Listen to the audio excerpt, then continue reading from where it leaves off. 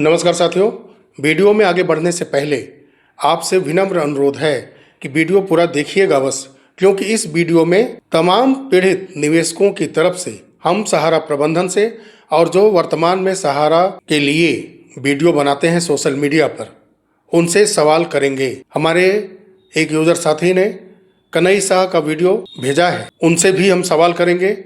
सहारा के तमाम लोग जो इस समय एक्टिव हैं सोशल मीडिया पर, वो सच्चाई से निवेशकों को रूबरू कराने की बजाय अभी भी वो छलते आ रहे हैं। करोड़ों पीड़ित निवेशक बड़े बड़े अमाउंट जिन्होंने जमा किया है, वो अपनी पीड़ा को व्यक्त कर रहे हैं। कैसे भुगतान मिलेगा, कब मिलेगा, ऐसी ऐसी बातें वो कर रहे हैं। और जो सहारा के कई केस कोर्ट के अंदर चल रहे हैं, उसके बारे में बात करेंगे।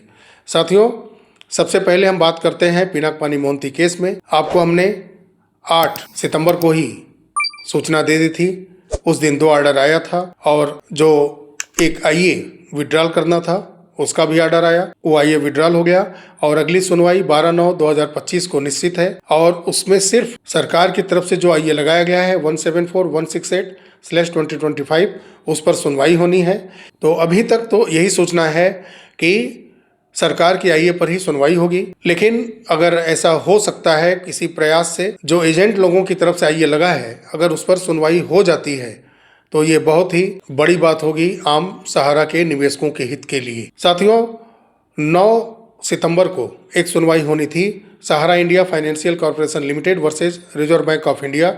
उस दिन सुनवाई नहीं हो पाई। 10 सितंबर को फिर सुनवाई होती है। ये सुनवाई सतीश कुमार सिंह की तरफ से, जो सहारा इंडिया फाइनेंशियल कॉर्पोरेशन लिमिटेड की तरफ से ही पिटीशन फाइल किया है। इलाहाबाद हाई कोर्ट के लखनऊ बेंच के तरफ से जो एक ऑर्डर आया था, उस ऑर्डर के फैक्ट पर एक पिटीशन फाइल किया गया है, जो कि हमको लगता है कि 2-4 और सुनवाई अगर बढ़िया से हो गई तो इस पर भी ऑर्डर फाइनल हो जाएगा। इसका डेट अगली सुनवाई का 17/9/2025 निश्चित किया गया है। एक और केस की सुनवाई हुई थी 10 सितंबर को ही, राजेश चंद्र हजेला वर्सेस सहारा इंडिया परिवार, जिसमें कि प्रोविडेंट फंड, बोनस, ग्रेजुइटी, इन सब चीजों को लेकर के राजेश चंद्र हजेला और 5 और व्यक्ति उसमें थे जिन्होंने पिटीशन फाइल किया था, क्लेम किया था पैसों को लेकर के। पिछली सुनवाई का जो ऑर्डर आया था, मैंने आपको दिखाया था और बताया भी था कि जो अमाउंट क्लेम किया गया है सुप्रीम कोर्ट के समक्ष में, वो डीडी के रूप में सहारा ने जमा कर दिया है। वो अमाउंट क्लियर नहीं हो पाया है कि कितना है, उसी समय जमा कर दिया गया था। तो फिलहाल 10 तारीख को जो सुनवाई हुई राजेश चंद्र हजेला का, सहारा इंडिया परिवार का, वो डिस्पोज हो चुका है। अब हम आपको दिखाते हैं कन्हई शाह जी का वो छोटा सा क्लिप। तो यथाशीघ्र आप लोग ज्वाइन करें, क्योंकि आज खास करके मैं सहारियंस जो हमारे साथी लोग हैं, जो 22 लाख कोटेड लोग हैं, जिनकी परिस्थिति दिन प्रतिदिन दयनीय होती जा रही है, उस पर चर्चा करने जा रहा हूँ। अब उनकी नींद टूटेगी और वो बाहर जरूर निकलेंगे, क्योंकि अब वो समय आ गया है जब आपको आपका हक मांगने से नहीं मिला है, तो अब आपको अपना हक लेने के लिए छीनना पड़ेगा, लड़ना पड़ेगा। सहारा श्री के कहे हुए या सहारा श्री के नीतियों पर चल लिए और देख लिए कि 14 वर्षों से आज तक हमारे साथ कितनी इंसाफ हुई। आज परिस्थिति यह है कि लोग भुखमरी के कगार पर हैं। बहुत सारे ऐसे लोग हैं जो भुखमरी के कगार पर आ चुके हैं। हमारे बहुत सारे साथी का फोन आता है, मैसेज आता है, कभी कभी मुझे मेरा मोबाइल स्विच ऑफ करना पड़ता है, मोबाइल को बंद करना पड़ता है, क्योंकि बहुत सारे मैसेज मुझे आते हैं। मैं देख रहा हूं आज जो परिस्थिति है, उसमें सिर्फ और सिर्फ सहारा के कार्यकर्ता ही इसमें सबसे ज्यादा अगर कोई इसका भुक्तभोगी है तो वो सहारा के कार्यकर्ता है, जिनका घर अच्छी तरह से नहीं चल पा रहा है, जिनके बच्चों की फी नहीं भर पा रहे हैं, जो अच्छी तरह से अपनी जीवन यापन नहीं कर पा रहे हैं। एक आंदोलनकारी झारखंड में बैठ करके 400 करोड़ के लिए लड़ रहा है, दूसरा आंदोलनकारी यूपी में बैठ करके 200 करोड़ के लिए लड़ रहा है। अभी 2 दिन पहले उसका एक वीडियो आप लोगों ने देखा होगा। उस वीडियो में क्लियरली वो कह रहा है कि हमें तो सिर्फ 200 करोड़ से मतलब है, हमें 200 करोड़ मिल जाएगा, हम आंदोलन छोड़ देंगे, 200 करोड़ हमको दिला दो, हम आंदोलन बंद कर देंगे। दूसरा जो झारखंड में बैठा है, वो ये बोलता है कि हमने रिट पिटीशन लगाया है सहारा के खिलाफ और हम 400 करोड़ के लिए सीआईडी के पास गए हैं, हमारा 400 करोड़ मिल जाएगा, हम आंदोलन बंद कर देंगे। तो ये एक रिट लगा करके लड़ रहा है, दूसरा ईडी में 500 एफआईआर करवा करके ऑल ओवर इंडिया में लड़ रहा है। दोनों का मकसद क्लियर है, एक को 400 करोड़ चाहिए, दूसरे को 200 करोड़ चाहिए। इन दोनों को हमसे, आपसे, सहारियन से, सहारा से कोई लेना देना नहीं है। जैसे ही ईडी का प्रेस नोट आता है, जैसे ही ईडी की चार्जशीट कोर्ट में दाखिल होती है, इन दोनों के यहाँ जश्न मनने लग रहा है। ये जश्न मना रहे हैं, लड्डू बांट रहे हैं कि हमने सहारा को बर्बाद कर दिया, हमने सहारियन को रोड पे ला दिया। तो अब आपको समझने की जरूरत है, ये दोनों या जितने भी सहारा के खिलाफ भुगतान क्रांति मोर्चा आंदोलन संस्था बना करके घूम रहे हैं, इन बहरूपियों को पहचानिए। ये सिर्फ और सिर्फ अपनी जेब भरने के लिए लड़ रहे हैं और इनका साथ मत दीजिए, इनका साथ मत दीजिए। ये आज आपके मुंह के निवाले छीनने वाले लोग हैं। आज आपके बच्चों की अच्छी परवरिश नहीं हो रही है तो उसका कारण यही लोग हैं। इनको अच्छी तरह से पहचान लीजिए। और सहारा जो कुछ भी है, सहारा ने जो कुछ भी किया है, मैनेजमेंट आज लड़ रही है तो मैनेजमेंट का साथ दीजिए। जहां तक ईडी के चार्जशीट पर जो आज जश्न मनाने का और कुछ क्रिटिसाइज करने का प्रश्न है, तो ईडी ने अपना काम किया है। और ईडी कितनी विश्वसनीयता इस देश में रखती है, पूरा देश देखा है कि ईडी की निष्पक्षता कितनी है। सुप्रीम कोर्ट के चीफ जस्टिस ऑफ इंडिया ने भी सुप्रीम कोर्ट में ईडी के अधिकारियों को फटकार लगाई है और वो देश देखी है। इसलिए ईडी की विश्वसनीयता पर, निष्पक्षता पर सवालिया निशान है। जहां तक सहारा की चार्जशीट में सहारा के ऊपर आरोप का सवाल है, क्या सहारा ने पोंजी स्कीम से पैसा इकट्ठा किया, क्या सहारा ने मनी लॉन्ड्रिंग किया, और क्या सहारा ने 1,74,000 करोड़ का घोटाला किया? ये कैसा घोटाला है जहां पर न तो देश का नुकसान हुआ है, न किसी बैंक का पैसा गया है, न किसी का पैसा गया है? फिर ये घोटाला कैसा है? एफिडेविट किया गया है, सहारा उसका लीगली जवाब देगा। सहारा पिछले 14 वर्षों से लड़ रही है। आरबीआई, आईआरडीए से भी सबसे लड़ी है। सीरियस फ्रॉड इन्वेस्टिगेशन भी आज पिछले 9 वर्षों से इन्वेस्टिगेशन कर रही है। इनकम टैक्स भी की है, ईडी भी कर ली। सबको जवाब दिया गया है, इनको भी जवाब दिया जाएगा। और जो सच्चाई होगी वो बाहर निकल करके आएगी। और सच्चाई यही है कि सहारा ने किसी भी तरह की कोई भी घोटाला नहीं किया है। तो साथियों, आपने देखा कन्हैया शाह जी का ये वीडियो। पहले तो मैं ये कहना चाहूंगा कि जो हमारे निवेशक लगातार कमेंट बॉक्स में अपनी पीड़ा व्यक्त करते आ रहे हैं, किसी ने क्यू शॉप में पैसा जमा किया है, किसी के पास अभी भी सहारा इंडिया फाइनेंशियल कॉर्पोरेशन लिमिटेड का बॉन्ड है, उनका भुगतान फंसा है, वो भी पैसा अभी तक नहीं ले पाए। और MIS, कई ऐसे हमारे यूजर साथी हैं जो लगातार MIS के बारे में पूछते आ रहे हैं। करोड़ों रुपए जमा किया गया है एक पर्सन की तरफ से, यानी कि अपने जीवन की उस समय पूरी कमाई वो सहारा में जमा कर दी। अब सोचिए कि उनके ऊपर क्या बीतती होगी। जैसे एक ट्राली, खुमचा, ठेले वाले, फावड़े चलाने वाले, कुली की तरह काम करने वाले अगर 10,000, 20,000, 50,000 रुपए तक जमा किए हैं तो उनके लिए वो बहुत बड़ा अमाउंट है। उसी तरह से एक मध्यम वर्गीय परिवार, बिजनेसमैन या सर्विस वाले व्यक्ति के द्वारा अगर थोड़ा थोड़ा करके लाखों से करोड़ों रुपए में जमा किया गया है सहारा में, क्या बीतती होगी उनके ऊपर। और ये सहारा का पक्ष रखने वाले सोशल मीडिया पर आते हैं तो वो आंदोलनकारी लगातार, इसके अलावा उनके पास कोई शब्द नहीं है, बस आंदोलनकारी, चंदाखोर। अरे उन्हीं से तो आस जगी है, नहीं तो आप लोग कर क्या रहे हैं। अब सवाल आपसे ये है, 2012 में जब 3 करोड़ निवेशक खड़ा करने की बात थी, आप ही गए थे ना सेबी के पास। आप ही का कहना कोर्ट में भी था सहारा का कि 3 करोड़ निवेशकों का 24,000 करोड़ रुपए हमारे पास जमा है। IPO उसी के माध्यम से लेने गए थे आप सेबी के पास। जब आपसे डाटा लिया गया तो सारी सामने बातें आई। उस समय 3 करोड़ निवेशक आप नहीं खड़ा कर पाए, आपने कह दिया कि भुगतान हो गया। बातें ध्यान करिएगा, 3 करोड़ निवेशक आप खड़ा ही नहीं कर पाए कि इनका पैसा जमा है। अब जब से पोर्टल काम कर रहा है, लगभग 1.5 करोड़ के आसपास मैं मान के चलता हूं कि आवेदन गए होंगे। 1 से 2% लोगों का आंशिक भुगतान हुआ है। एक बार फिर आप 1.5 करोड़ निवेशक को भी खड़ा नहीं कर पाए। जो काम उस समय आपने किया था सहारा के लोगों ने, वही सहारा के लोग आज फिर वही काम किए हैं। तब की सरकार UPA की थी, अब की सरकार NDA की है। उस समय 3 करोड़ निवेशक नहीं खड़ा कर पाए आप। पैसा उन्हीं से लिया था आपने, लेकिन आप साबित नहीं कर पाए कि ये 3 करोड़ निवेशक हमारे हैं।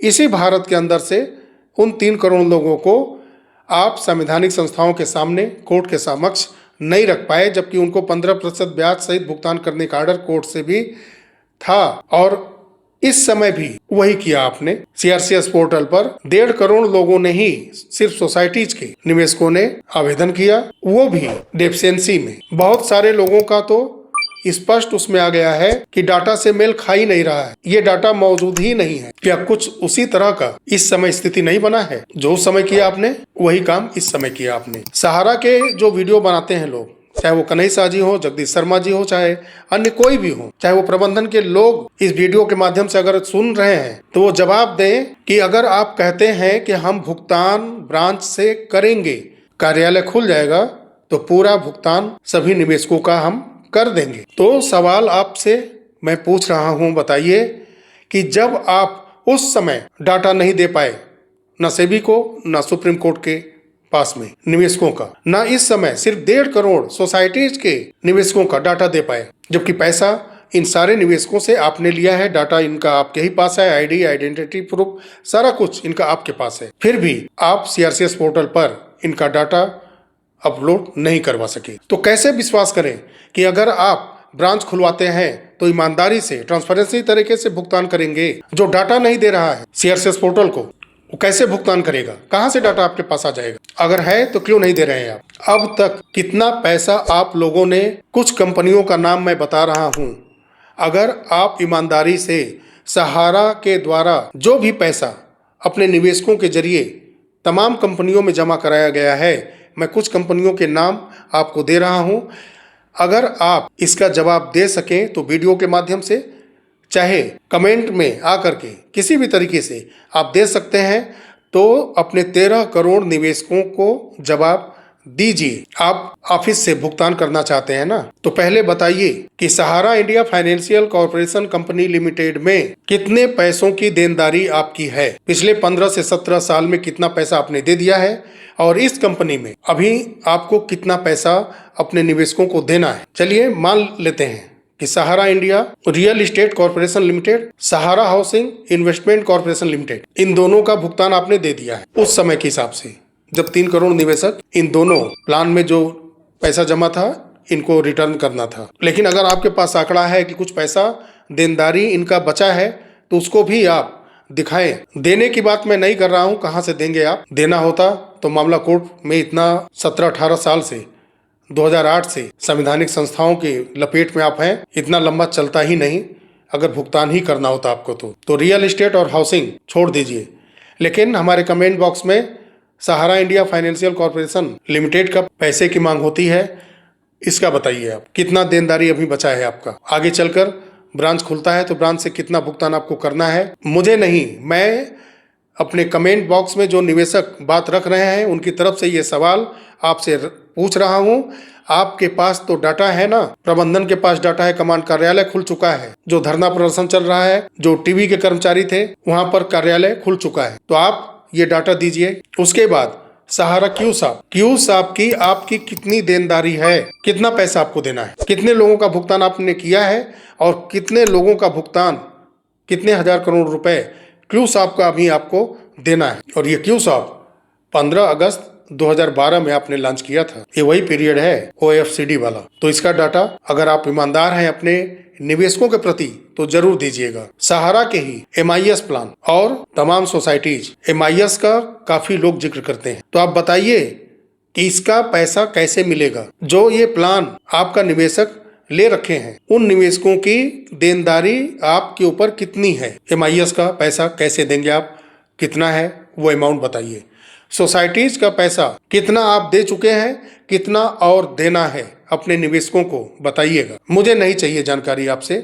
आप अपने निवेशकों को जो सोशल मीडिया पर वीडियो बनाते हैं सहारा का, वो इन आंकड़ों को प्रदर्शित करें, जिन जिन कंपनियों का मैं नाम ले रहा हूं। और सारे निवेशकों से विनम्र निवेदन है कि जितने भी सहारा के लोग वीडियो बनाते हैं उनसे कम से कम ये आंकड़ा तो लीजिए आप, क्योंकि पैसा उनको ही आप लोगों ने दिया है, सहारा के लोगों को आपने दिया है, तो उनसे आंकड़ा तो लीजिए कि अगर आप कार्यालय खोलते हैं तो क्या आंकड़ा आपके पास है कि कैसे भुगतान आप करेंगे, कितना कितना भुगतान किन किन कंपनियों का आपको देना है। सहारा इंडिया लाइफ इंश्योरेंस का क्या कर रहे हैं आप? सहारा निधि, सहारा संपन्न, सहारा अमर जीवन, सहारा संजीवनी, सहारा निश्चित भविष्य, सहारा जन कल्याण और सहारा संचय, सहारा समूह सुरक्षा, सहारा कवच, सहारा अंकुर, सहारा समृद्धि, सहारा स्वाभिमान, सहारा समूह संयोग, सहारा उमंग, सहारा एक्सीडेंटल डिसेबिलिटी बेनिफिट राइडर, सहारा क्रिटिकल, सहारा एक्सीडेंटल डेथ बेनिफिट राइडर। और ये तो लाइफ इंश्योरेंस का और कई प्लान है। आपकी केस चल ही रहा है ये IRDAI, लेकिन इसमें कितना आपको निवेशकों को अभी बचा है देना है? जो भी आपने इसमें प्लान बनाए थे उसमें कितनी देनदारी बची है? सहारा म्यूचुअल फंड, क्या इन सब की देनदारी समाप्त हो चुकी है कि या अपने निवेशकों को कोई देनदारी देनी बची है? इसके बारे में भी क्लियर करिएगा, क्योंकि निवेशकों ने डिमांड कई बार की है पहले, लेकिन एक छोटे से आंसर से उन चीज़ों को हम लोग वहीं पर क्लोज किया करते हैं। लेकिन जब काफ़ी लोगों की तरफ से भुगतान को लेकर के बात आने लगी, तब ये बातें सहारा के लोग जो वीडियो बनाते हैं उनसे ये सवाल पूछना अनिवार्य है सारे निवेशकों की तरफ से। ई स्कूट रेंटल सोल्यूशन का भुगतान कितना दिया है आपने और कितना अभी अपने निवेशकों को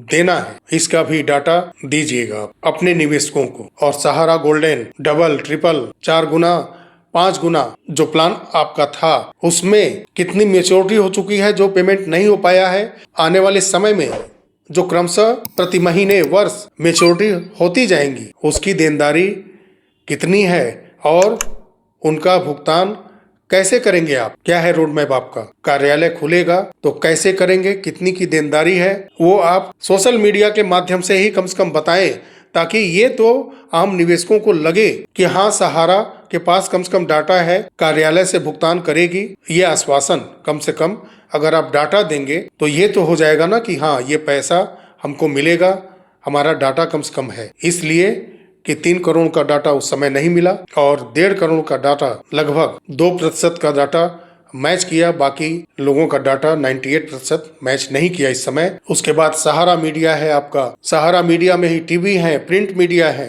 इलेक्ट्रॉनिक मीडिया है, इन तमाम लोगों के आपके जो ऑफिस के रेंट हैं, इलेक्ट्रिसिटी बिल है, इन सब की देनदारी आपको है। एक हमारे यूजर साथी ने कमेंट बॉक्स में लिखा है, Sahara jute research centre Hariyawara Araria Bihar की ये प्रॉपर्टी है और इसको आपने अनाधिकृत तरीके से पहले दूसरे के नाम किया और फिर 35 करोड़ रुपए में इसको आपने बिक्री कर दिया। ये अप्रैल 2025 का है, तो कंफर्म मैं इसकी पुष्टि नहीं करता, लेकिन उन्होंने इसका खाता संख्या 388 बताया है, खसरा नंबर 1066 बताया है उन्होंने। ये कितनी बड़ी बात है। इन पैसों को चाहे वो आप 1000 करोड़ की जमीन 100 करोड़ में ही बिक्री किए हों, लेकिन अगर वो 100 करोड़ रुपए आप अपने निवेशकों को बुला करके भुगतान करते, अररिया में जो जमीन बिक्री करने की बात आ रही है 35 करोड़ रुपए, अगर वो निवेशकों को आप देते और उसका डाटा रखते, कोर्ट के सामने रखते, तो कोई कोर्ट आपके ऊपर कोई पाबंदियां लगाएगा ही क्यों? न लगा था न लगा है। जब भी कोर्ट ने ऑर्डर दिया भुगतान का दिया, भुगतान नहीं कर पाए तो पैसा जमा कराने के लिए फिर ऑर्डर दिया कि सेबी के पास जमा करिए। आपको ऊपर भरोसा नहीं है हमको, क्योंकि आपने भुगतान ही नहीं किया। 2008 से 11 के बीच में आपने भुगतान ही नहीं किया, तब वो सेबी के पास पैसा जमा करने का ऑर्डर आता है, 15% ब्याज के साथ भुगतान करने का बात सामने आता है। उस समय आपने 3 करोड़ लोगों को नहीं खड़ा किया और पोर्टल पर 4 सोसाइटियों का 1.5 करोड़ के लोगों के द्वारा जो आवेदन किया गया वो भी नहीं खड़ा कर पाए। साथियों, इनसे आप जवाब मांगिए, जवाब अपनी पीड़ा इनसे कमेंट बॉक्स में कहिए। जो ये सिर्फ आते हैं और पॉजिटिविटी के नाम पर लेक्चर दे के चले जाते हैं, आंदोलनकारी, चंदाखोर, ऐसे ऐसे शब्दों से सम्मानित करते हैं अपने ही लोगों के बीच में जो करोड़ों रुपए इन्वेस्ट कराए हैं निवेशकों के, उनको ये ऐसे ऐसे बोल करके चले जाते हैं। सवाल इनसे पूछना शुरू करिए। जिन जिन कंपनियों का कम से कम इतने ही कंपनियों का डाटा क्लियर करके दें कि जब कार्यालय खुलेगा तो कितनी की देनदारी है इनकी। अपने कमांड कार्यालय से, अपने लोकल सभी ब्रांचों से पता करके बताएं। ये और ये क्या बताएंगे, जो ऑनलाइन सारा डाटा पोर्टल को नहीं दे पाया, सेबी को नहीं दे पाया, कोर्ट के समक्ष नहीं रख पाया, निवेशकों को खड़ा नहीं कर पाया। उस समय ट्रकों भर के कागज गया था। अरे जाना तो चाहिए निवेशकों को, कागज का क्या जरूरत था? कागज का क्या जरूरत था उस समय? पूरे डाटा के साथ बॉन्ड हाथ में लेकर के निवेशक को अपना मैच्योरिटी लेने के लिए वहां पहुंचते। अगर निवेशक पहुंचते तो वेरिफिकेशन भी करना आसान था। जो उस समय उनका आईडी एड्रेस प्रूफ था, उनका फिंगर था, उनका सिग्नेचर था, सब कुछ वहां मैच कराते और वो अपना पैसा लेकर के आते। इस तरह से हो सकता था। वही काम करेंगे ना आप कार्यालय के अंदर। तो जो कार्यालय से नहीं कर पा रहे हैं, इसी तरह से सीआरसीएस पोर्टल से आप भुगतान करा सकते थे। तो सारा डाटा ऑनलाइन देना था और उस समय सेबी के यहाँ लेकर के पहुंच गए होते सबको। नहीं 3 करोड़, कम से कम 10 लाख लोगों को लेकर पहुंच गए होते। साथियों, मैं आप सभी से इस वीडियो के माध्यम से अनुरोध करूंगा कि जब भी अगर कार्यालय, मैं चाहूंगा कि कार्यालय खुले, सहारा फिर से डेवलप कर जाए, आगे बढ़ जाए, लाखों लोग को रोजगार मिल जाए, करोड़ों निवेशकों का धन मिले और उनका जीवन खुशियों से झूम उठे। सारे जो कर्मचारी हैं सहारा की, उनका परिवार भी खुशियों से झूम जाए, उनको रोजगार मिल जाए। कौन नहीं चाहेगा?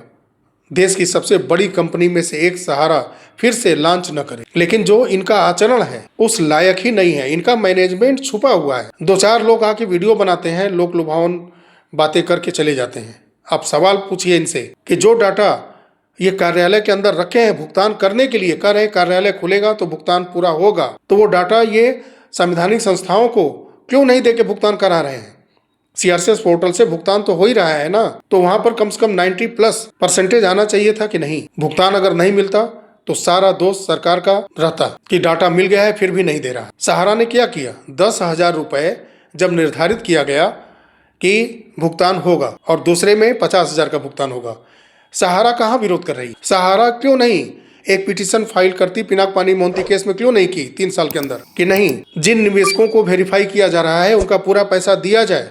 हमारे पास लिक्विडिटी 40,000 करोड़ की है, एमबी वैली है, वर्सोवा भूमि है और कई राज्यों में हमारी प्रॉपर्टियां हैं। पूरा भुगतान करिए, आप ब्याज सहित भुगतान करिए, मैं दे रहा हूं डाटा। ये होता है रीलॉन्च करने के लिए अपने सहारा का इमेज बनाना, और सिर्फ लोगों को गुमराह करने के लिए सहारा का पक्ष रखने चले आते हैं लोग। केस का हवाला दिया जाता है, कोर्ट आदेश करता है तब भी भुगतान नहीं। पोर्टल डाटा मांगता है, डाटा ही नहीं सहारा की तरफ से दिया जाता। और ये सरकार भी बहुत बड़ा मूर्खता का काम की है। बहुत तेज सरकार थी यूपीए की, पड़ी ही नहीं इस पचड़े में। कोर्ट का मामला है, सहारा कार्यालय का मामला है, सहारा मैनेजमेंट का मामला है। सभी लोग अपना समझें ना, हम बीच में पड़ेंगे। थोड़ा मोड़ा कमेंट कर दिए कि सेबी का कार्रवाई सही है, और ये सरकार भुगतान क्या करने आ गई कि सारा का सारा ब्लेम इसी के ऊपर मर दिया गया, जबकि सारा दोष तब भी सहारा का था और अब भी सहारा का ही है। एक बात से मैं अवगत कराना चाहूंगा आपको साथियों कि कभी भी अगर ऑफिस खुलता है तो भुगतान ऑफिस से ना किया जाए। जैसे कि सीआरसीएस पोर्टल मेन पोर्टल है, फिर रीसबमिशन पोर्टल आया, इसी तरह से एक और उसी में एक साइट और अटैच किया जाए या एक पेज और अटैच किया जाए। और जो भी सहारा की कंपनियों का नाम मैंने यहाँ लिया है और जितनी कंपनियां शेष बची हैं, सिर्फ कार्यालय खोल करके इन सारे निवेशकों का डाटा सोसाइटीज का सोसाइटीज में, क्यूसॉप का क्यूसॉप में, एमआईएस का एमआईएस में, लाइफ इंश्योरेंस के जितने भी अगर देनदारी है तो उसका डाटा उस हिसाब से, सहारा प्राइम सिटी की जितनी देनदारी है, तो इन सारे चीजों का टैब बना करके पूरा ड्रॉप डाउन लिस्ट बनाकर वेबसाइट पर क्रमशः बारी बारी सारी कंपनियों का, अगर सोसाइटीज का चल रहा है तो जितने भी भारत के अंदर सोसाइटीज में निवेश कराए गए हैं सारे लोगों का डाटा ब्रांच को खोला जाए, वहां पर सीसीटीवी कैमरा लगाया जाए, वहां पर पुलिस कांस्टेबल की नियुक्ति कराई जाए, कम से कम सुबह 9 बजे से लेकर के 5 बजे तक, शाम तक, और जरूरी जहां भी आवश्यक हो वहां कैमरा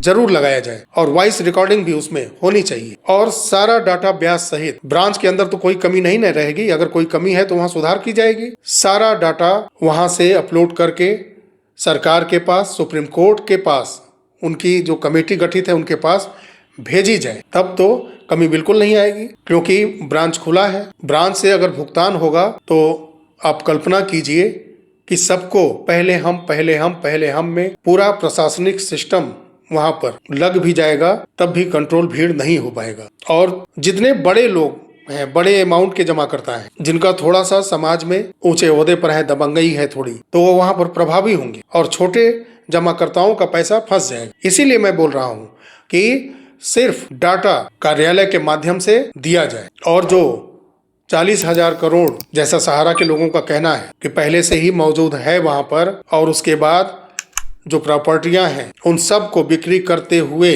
लेने वालों की कमी नहीं है। अगर उसको पार्ट वाइज करके अगर बिक्री किया जाएगा तो लेने वालों की कमी नहीं है। निवेशकों के पैसे से बनी है और निवेशकों को ही लौटाना है। तो ये सारा डाटा कार्यालय से सिर्फ दिया जाए। भुगतान में काफ़ी ज़्यादा मैं समझता हूँ कि भ्रष्टाचार भी होने का डर है, दबंगई होने का डर है, प्रशासनिक सिस्टम डिस्टर्ब हो जाएगा, कंट्रोल नहीं कर पाएगा। अब सोचिए कि जहाँ 20-25 लोग आराम से आया जाया करते थे, अगर वहाँ पर 1000-2000 लोग इकट्ठा हो जाएंगे क्योंकि सबको जल्दी हो जाएगी। तो ये कोर्ट की तरफ से लिखित आश्वासन मिले, सरकार की तरफ से ये आश्वासन मिले कि ब्रांच खोले जा रहे हैं, सभी लोगों का भुगतान होगा, सभी लोग कार्यालय में जा करके, कोई उसका समय सीमा नहीं है। आप जाइए, वहां से आवेदन पोर्टल के माध्यम से हमारे पास भेजिए। सहारा की प्रॉपर्टियों को बिक्री करके धन की कमी पड़ने पर हम व्यवस्था धन का बनाएंगे और सबका ब्याज सहित भुगतान करेंगे। इस तरह से होगा तो इसमें पारदर्शिता भी रहेगी और कोई भी किंतु परंतु नहीं लगा पाएगा, क्योंकि ब्रांच से पूरा सहारा के लोगों के द्वारा डाटा चेक करके, वेरीफाई करके, मोहर, सिग्नेचर, मल्टीपल मेंबरशिप, सारी समस्याएं, डेथ का जो क्लेम है, ये सब का सुधार करते हुए आगे भेजा जाएगा। कमान कार्यालय उस पर नजर रखे सहारा का, और ऐसे ही करना चाहिए। कई जो चिट फंड कंपनियां भागती हैं, उनकी प्रॉपर्टियों को जब्त करके सेबी में सिर्फ जमा करने से नहीं होता है। उनके कर्मचारियों को आप अपने पास रखिए, अपने अंडर में रखिए और उनसे निवेशकों के वेरीफाई करवा के डाटा ले करके ब्याज सहित भुगतान, ऐसी सारी कंपनियों का, चिट फंड कंपनियों का इसी तरह से करना चाहिए। चलिए साथियों, वीडियो काफी ज्यादा लंबा हो गया है। आशा करते हैं कि जो भी बातें मैंने रखी हैं और जो भी सवाल निवेशकों की तरफ से सहारा के प्रबंधन से, सहारा के लिए सोशल मीडिया पर बातें रखने वालों से जो मैंने पूछी हैं, अगर वो ईमानदार हैं तो बातें रखेंगे, कुछ न कुछ तो डाटा अवश्य देंगे अपने निवेशकों को। तो आपकी तरफ से हमने उनसे सवाल किया है। आपको ये वीडियो कैसा लगा ये अवश्य कमेंट बॉक्स में बताइएगा। मिलते हैं अगले वीडियो में, तब तक के लिए नमस्कार। जय हिंद, जय भारत, वंदे मातरम।